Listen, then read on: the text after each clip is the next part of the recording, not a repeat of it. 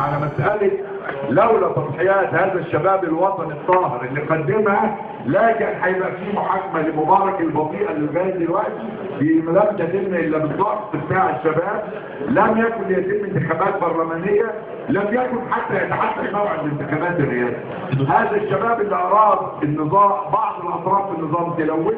وتسيء إليه بدس تنظيم البلطجية وادعاء ان هم اللي حرقوا المجمع العسكري، ليس هذا هو شباب الثورة الذي قام بهذه العمليات الإجرامية والبلطجة كلها بأطراف تنتمي للنظام القديم، وليس شباب الثورة اللي من أول 25 يناير وقدم وضحى من كل الاتجاهات المصرية، واللي بيلوث بعض الناس عليه يقدموا من المحاكمة. ما ينفعش أن طول الوقت أقول شباب كذا دول ثم قدموا من المحاكمة لو إن ده صح.